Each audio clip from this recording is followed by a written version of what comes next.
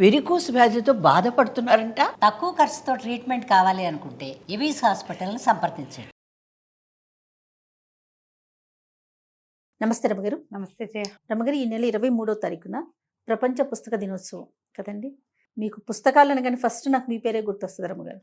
మీకు ఏదైనా ఇవ్వాలి అని అనిపించినప్పుడు ఒక మంచి పుస్తకం ఇవ్వండి అని సలహా చెప్తాను. నేను ఇవ్వాలన్నా నాకు అదే ఆలోచన, ఎవరికైనా చెప్పినా కూడా అదే చెప్తాను. ఎవ్రీ ఇయర్ వెళ్తారు కదా రమగారు, మీరు బుక్ ఫేర్స్ కి వెళ్తానే ఉంటారు. 2 సార్లు వెళ్తా. అసలు ఎలా వచ్చిందంటారు ఈ రోజుకి ఈ పేరు? మనకు తెలీదు. బుక్ అండ్ కాపీరైట్ డే అంటారు. పుస్తకాలు కాపీ రైట్స్ కూడా ఇదే రోజు అంటారు. జయ, మనకి డేస్ చాలా ఉన్నాయి జయ. అవునవును. మనం mother's day, father's day, sister's day కూడా ఉంది. Sister's day, brother's day, okay, lover's day ఎలాగో అది ఉంది, ఉంది ఫ్రెండ్షిప్ డే ఒకటి ఉంది, డాటర్స్ వరల్డ్ డాటర్స్ డే అవును. అమ్మని ఎవరో చెప్పారు. అవునవును. డాటర్ల డే కూడా ఉంది. అలాగే పుస్తక డే, నేను ప్రతిసారి చెప్పినట్టే books day, women day, women's day ఎలాగా సంవత్సరానికి ఒక రోజు కుదరదో పుస్తకానికి కూడా ఒక రోజు కుదరదు జయ. పుస్తకం ప్రతిరోజు ఉండాలి మన జీవితంలో. మనకి జ్ఞానము విజ్ఞానము లేకపోతే మన జీవితమే లేదు కదా. ఈ జ్ఞానం విజ్ఞానం ఎక్కడి నుంచి వచ్చినాయి? పుస్తకాల్లో నుంచి మన మస్తకాల్లోకి వస్తాయి. పుస్తకం లేనిదే కుదరదు కదా. అంతేగా.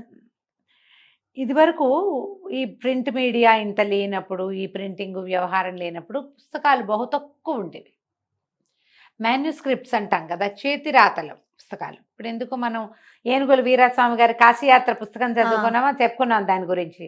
కాశీయాత్ర పుస్తకం ఎలా వచ్చింది? ఆయన అంతా చేత్తో రాసి ఆ రాసిన పుస్తకాన్ని ఎక్కడికో పంపించి అది ప్రింట్ చేయడానికి ఎంత సమయమో పట్టింది. మొదటంతా చేత్తో రాసేవాళ్ళు. ఆ రాసే నాటికి ఏదో కాగితము కలము అని వచ్చినాయి. కాగితాలు కలాల ముందు మన వాళ్ళు ఏం చేసేవాళ్ళు? తాళపత్రాలు ఉండేవి, తాళపత్ర గ్రంథాలు ఉండేవి కదా. అవును అవును. తాళపత్ర గ్రంథాలు అంటే ఈ తాటాకులు నిద్దేసి వాటి మీద ఆవు పేడ అవి రాసి వాటిని రిస్టోర్ చేయటం, వాడు ఉంచటం కోసం గంటం పెట్టి రాసేవాళ్ళు. ఇలా పట్టుకుని రాసేది కాదు, ఇట్లా ఇలాగ రాయాలి, కష్టపడి చేసేవాళ్ళు. అంతకుముందు ఉండేది ఏముండేది? ముఖే ముఖే సరస్వతి, ముఖం నుంచే నేను నీకు చెప్తే నువ్వు ఇంకొకళ్ళకి చెప్పి, అట్లా గురువుల దగ్గర నుంచి శిష్యులకి, వాళ్ళ దగ్గర నుంచి తర్వాత ప్రశిష్యులకి, శిష్య ప్రశిష్య వర్గానికి అట్లా మౌత్ టు మౌతే వెళ్ళేది. పుస్తకాలు రావడం మొదలుపెట్టాక విజ్ఞానము అటు ఇటు వెళ్ళిపోకుండా ఏదైతే ఉందో అది కరెక్ట్ గా కిందకు వచ్చేసి తర్వాత తరాలకి అందేలాంటి అవకాశం లభించింది.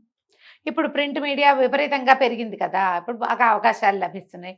ఎలాంటి పాత పాత పుస్తకాలని చక్కగా రీప్రింట్ చేసేస్తున్నారు. ఎప్పుడో తాతగారు శతకాలు రాసింది 60s, 7 శతకాలు ఆయన మళ్ళీ ఇప్పుడు సంస్కృత అకాడమీ వాళ్ళు ఆ బుక్ మొత్తం ప్రింట్ చేస్తున్నారు. చూడండి, మొత్తం అన్ని శతకాలు ఒకే బుక్ లో. బుక్ అనే కాన్సెప్ట్ రాబట్టే కదా. ఇప్పుడు మనం దాని జూడు కాశీ మజిలీ దగ్గర నుంచి ఎన్ని రకాల కథలు వింటాము, ఎన్ని విషయాలు తెలుసుకుంటాము. ఇవన్నీ ఏదో పుస్తకం అనే ఒక ప్రక్రియ ఉన్నది కాబట్టి వచ్చింది మన దగ్గరికి. ఇప్పుడు ఈ బుక్ డే ఎలా వచ్చిందో కాకుండా అది లేకపోయినా పర్వాలేదు, అసలు బుక్ వచ్చినందుకు సంతోషించాలి మనం బాగా.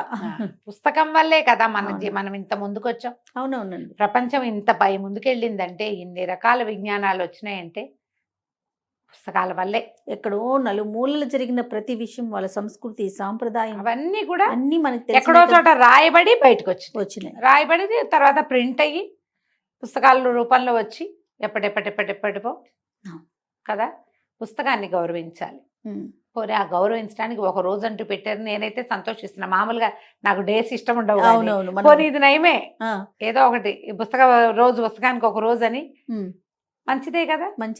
బుక్ ఫెస్టివల్స్ అన్ని ఊళ్ళల్లోనూ జరుగుతాయి. హైదరాబాద్ లో అయితే ఏటా జరుగుతూనే ఉంది. విజయవాడ, వైజాగ్ అట్లా కథాలయము, గ్రంథాలయము, ప్రతి దాంట్లో లైబ్రరీలు ఉండటం.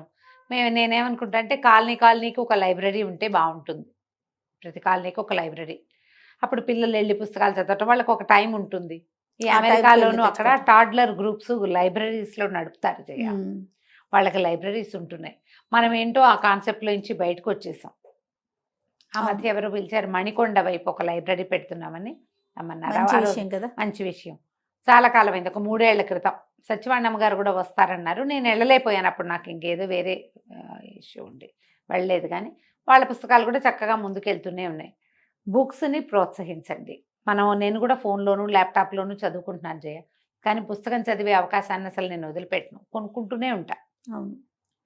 ఈ ఫోన్లో కానీ ల్యాప్టాప్లో ట్యాబ్లో కానీ మన కళ్ళు లైట్ వెనకాల పరిగెడతాయి, కళ్ళు స్ట్రెయిన్ అవుతాయి, కళ్ళు జబ్బు చేస్తుంది తప్పిస్తే మనకు పెద్ద ప్రయోజనమే ఉండదు.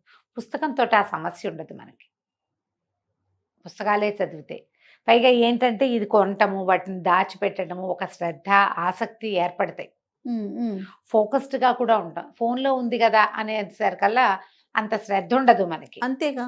అంతేగా, ఇదివరకే ఫోన్ నెంబర్లు మీకు గుర్తుందా, 15-20 నెంబర్లైనా అవలీలగా మనకి నోటుకు వచ్చేవి. అవును రమ్మగారు. ఇప్పుడు మన ఒక్క నెంబర్ తప్పిస్తే మొగుళ్ళ నెంబర్లు తెలియవు, పెళ్ళాల నెంబర్లు తెలియవు, పిల్లల నెంబర్లు తెలియవు, ఫోన్లో ఉంటుంది, పేరు కొడితే వచ్చేస్తుంది. అంతే.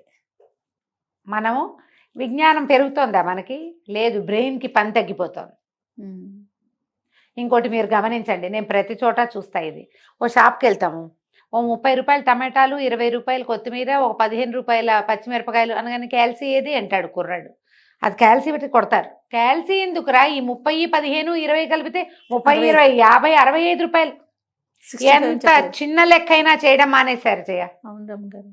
మీరు గమనిస్తారా అట్లా? నేను ప్రతిసారి అది తీయకు, నేను చెప్తాను, నువ్వు కూడా వాడు, బ్రెయిన్ వాడని చెప్తా. నాతో ఇలా చెప్పించుకున్న పిల్లలు కోకొల్లలు, వాళ్ళకి నవ్వొస్తుంది, అంటే ఏదో పాఠం చెప్తోంది అనుకుంటారు. కాకపోతే ఇప్పుడు నేను సెలబ్రిటీని కదా, అంచేత నా పాఠం కొంచెం పనిచేస్తోంది, ఇది వరకు పనిచేసేది కాదు. పర్వాలేదండి, మాకు ఇలాగే అలవాటు అంటాడు ఒక్కొక్కడు. నీకెందుకు లాంటి డైలాగ్ ఉంటుంది వాడి మాట వెనకాల. ఒరే, నీ బ్రెయిన్ పాడైపోతోందిరా నాయన, చిన్న లెక్క కూడా నువ్వు చేయటం లేదు, కష్టం కదా. మీరు ఇలాగే పుస్తకాలు కనుక వదిలేసి ఫోన్లు, ట్యాబులు, కంప్యూటర్ల మీద పడ్డారంటే మీ బ్రెయిన్ చాలా మర్చిపోతుంది, అయిపోతుంది, చాలా మర్చిపోతుంది. మీరు పూర్తిగా దానికి అంకితం అయిపోతారు. దానికి రేపొద్దున ఏదైనా ప్రాబ్లం వచ్చిందంటే ఇది పనిచేయదు, బ్రెయిన్ పనిచేయదు. పుస్తకాలు కొనండి, పిల్లలకి పుస్తకాలు కొనిపెట్టండి, బుక్ రీడింగ్ ప్రాక్టీస్ చేయించండి. మీరు కూడా పుస్తకాలు చదవండి. ఎవరికైనా గిఫ్ట్లు, రిటర్న్ గిఫ్ట్లు మొక్కలు ఇవ్వండి అని చెప్తామా, పుస్తకాలు శుభ్రంగా బుక్స్ ఇవ్వండి తప్పకుండా. నేను కూడా ఎవరైనా పెద్దవాళ్ళని కలిస్తే ఓ సుందరకాండో ఏమైనా పట్టుకెళ్ళి ఇస్తాను చేయ. ఓకే, చదువుకుంటారు మెల్లిగా. వాళ్ళ ఇంట్లో చేరతాయి అనుకో, చదువుతారో చదవరో, కానీ మనం ఇచ్చామనైనా చదువుతారు కదా అనిపిస్తుంది. పిల్లలకి ఏడాది లోపల నుంచి బుక్ రీడింగ్ ప్రాక్టీస్ చేయించండి. దగ్గర కూర్చోబెట్టుకుని మీ పిల్లలతో క్వాలిటీ టైంని మీరు గడపాలంటే బుక్ రీడింగ్ ఒక ప్రాక్టీస్ కింద ఉంచండి. చక్కగా కథలు చదవండి. నా కథలు వినిపించద్దు అని నేను అన్ను, నా కథలు వినిపించండి, కానీ మీరు కూడా చదవండి వాళ్ళతో పాటు. చదవటానికి ఎంకరేజ్ చేయండి. బుక్ రీడింగ్ ప్రాక్టీస్ ఉన్న పిల్లలకి విషయాల సేకరణ చాలా సులువు అవుతుంది. అవును, మంచి ప్రాక్టీస్. కాబట్టి పుస్తక పఠనాన్ని ఎంకరేజ్ చేయండి తప్పకుండా రమ్మగారు. కనీసం ఈ వరల్డ్ బుక్ డే అని ఈ రోజున ఏమంటారు, ఏప్రిల్ 23వ తారీఖు ఎవరికైనా కొన్ని పుస్తకాలు గిఫ్ట్ చేయండి. మీ ఇంటి దగ్గర ఎక్కడైనా లైబ్రరీ ఉంటే అక్షయ తృతీయ లాగానే దీన్ని కూడా ఫీల్ అయ్యి అసలు పుస్తకాలు లైబ్రరీకి గిఫ్ట్ ఇవ్వండి. మీ నాన్నగారి పేరు మీదో, తాతగారి పేరు మీదో, అమ్మ పేరు మీద ఏదైనా చెయ్యాలనుకుంటా వాళ్ళ పేరు మీద, పెద్దవాళ్ళ పేరు మీద కొన్ని పుస్తకాలు ఇవ్వండి. నాకు గుర్తుండి భీమవరం నుంచే ఒక డాక్టర్ ఒక ఆయన మనతో మాట్లాడుతూ ఉంటారు, డెంటిస్ట్. వాళ్ళ బ్రదర్ కాలం చేశారు ఈ మధ్య. అతను వాళ్ళ ఆ తమ్ముడి పేరు మీద పెద్ద లైబ్రరీ నెలకొల్పే ఐడియాలో ఉన్నారు. సూపర్. ఈ మధ్య ఒక 5-6 నెలల క్రితం కూడా మాట్లాడాను నేను. ఇక్కడి నుంచి పుస్తకాలు ఎక్కడెక్కడి నుంచి టైప్ చేయొచ్చు, నాకు తెలిసిన సోర్సులు నేను కూడా చెప్పాను అనమాట. అట్లా ఏదైనా చేయండి, మొత్తానికి ఎంకరేజ్ చేయాలి. చదవటాన్ని ఎంకరేజ్ చేయండి. చదివే పిల్లలు ఉంటే చక్కగా కొనిపెట్టండి, చదవని పిల్లలు ఉంటే వాళ్ళని కోలేసి చదివించండి. మీరు కూడా కాస్త పుస్తకాలు చదువుతూ ఉండండి. రైట్ అమ్మగారు, నమస్తే. నమస్తే.